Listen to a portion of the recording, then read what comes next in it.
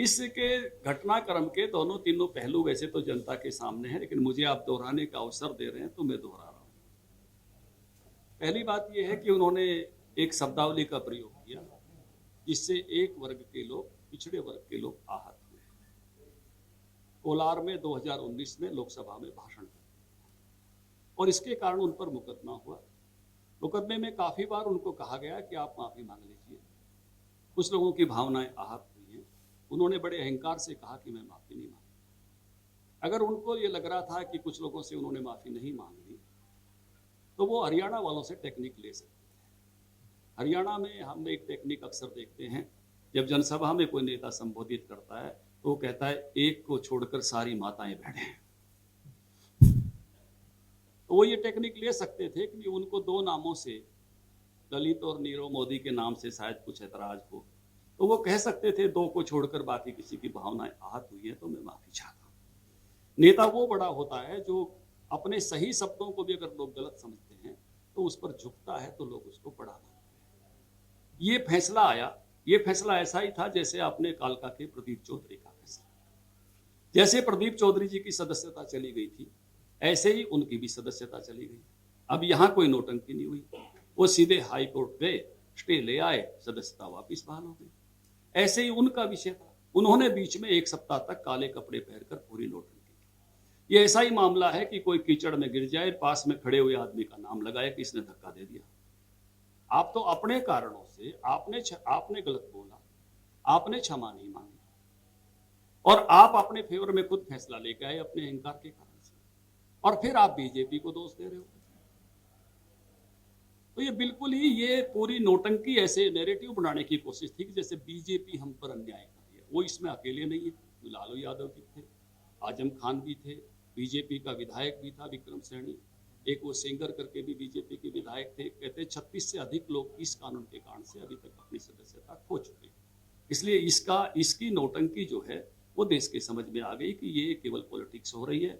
अब अच्छा है, उनको सद्बुद्धि आई है। हमको तो लगा था कि शायद कांग्रेस ने तय कर लिया कि राहुल को बलिदान करो और आगे बढ़ो, लेकिन वो जा रहे हैं। मुझे लगता है कि इसमें स्टे मिलना कोई बहुत बड़ी बात नहीं है। जब प्रदीप चौधरी जी को मिल गया था तो उनको भी मिल सकता है, तो विधार से आराम से लोकसभा में आ जाएंगे। लेकिन कांग्रेस की इस नौटंकी ने सबको देखा और मुझे लगता है कि इसमें डर दूसरा है। जो हजारों करोड़ रुपए की संपत्तियां किस प्रकार से पार्टी की संपत्तियां, घर की संपत्तियां हो गई थी, ईडी जिनकी जांच कर रही है, और बाकी ऐसे सारे लोग जो ईडी के जो है दबाव में अपने अपने भ्रष्टाचार को छुपाने के लिए इकट्ठे हो रहे थे, वो भी सबको इकट्ठे दिखाई दिए। लेकिन ये देश इस सारी बात को समझ रहा है कि ये किस प्रकार से अपने अपने करप्शन को दबाने के लिए एकत्रित है।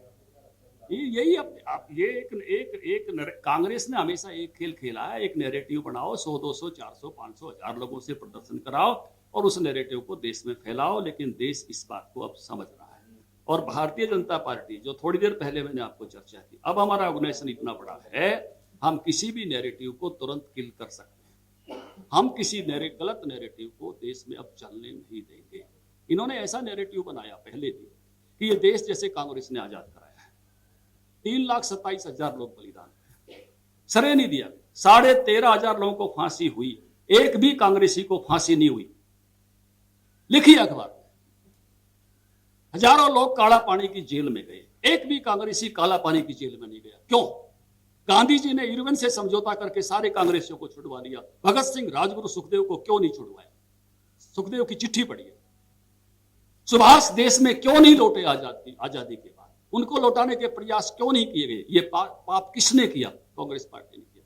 देश के विभाजन का पाप किसने किया? कांग्रेस पार्टी ने किया। 26,000 आजाद हिंद फौज के बलिदानियों का इस देश में जो सम्मान होना चाहिए था, क्यों नहीं हुआ? सुभाष की प्रतिमा अभी क्यों लगी जॉर्ज पंचम की जगह पर? पहले क्यों नहीं लगी? जिस जगह पर नेताजी सुभाष चंद्र बोस ने 30 दिसंबर 1943 को झंडा फहराया था, उसको डी सेरेमोनियल कांग्रेस ने क्यों किया? दुनिया में एक शख्स है जिसको डबल उम्र कैद की सजा हुई, विनायक दामोदर सावरकर। 11 साल उस काल कोठरी में थे, 11 दिन राहुल गांधी रहकर दिखाए, तब बात करें। कितने लोग उनके कारण से बलिदान हो गए, कितनी बार माफी मांगी है सबको पता है, कितनी बार नेहरू जी जमानत करा करा के मोतीलाल नेहरू अपने बेटे को निकलवाते थे, सबको जानकारी है। कुल मिला के 13 साल की सजा जो है विनायक दामोदर सावरकर की है, उतनी नेहरू जी की नहीं है। मैंने कई सवाल खड़े किए हैं कांग्रेस से। ये जो नोटंकी करके पूरे देश की आजादी का श्रेय लेने का काम किया गया, ये श्रेय कांग्रेस ने गलत लिया। इन्होंने ऐसा देश बनाने की कोशिश की कि इंदिरा गांधी एयरपोर्ट पे चढ़ो, राजीव गांधी एयरपोर्ट पे चले जाओ, बाकी एयरपोर्ट के नाम डमडम एयरपोर्ट, सांता क्रूज एयरपोर्ट, शहरों के नाम, गांव के नाम। आज फक्र है कि डमडम एयरपोर्ट का नाम नेताजी सुभाष चंद्र बोस एयरपोर्ट है, सांता क्रूज का नाम छत्रपति शिवाजी एयरपोर्ट है, चंडीगढ़ के एयरपोर्ट का नाम शहीद आजम भगत सिंह एयरपोर्ट है, नागपुर के एयरपोर्ट का नाम बाबा साहब भीमराव अंबेडकर एयरपोर्ट है, आज रायपुर के एयरपोर्ट का नाम स्वामी विवेकानंद एयरपोर्ट है, गुवाहाटी के एयरपोर्ट का नाम लोकप्रिय गोपीनाथ बारदोली एयरपोर्ट है, अंडमान निकोबार द्वीप समूह के एयरपोर्ट का नाम विनायक दामोदर सावरकर एयरपोर्ट है। यह हमें खुशी और फख्र की बात है। इन्होंने जिस प्रकार का देश बनाने की कोशिश की, जैसे 62 के युद्ध में देश की जमीनें दी, सारा देश जानता है कांग्रेस ने कैसे कैसे बात की।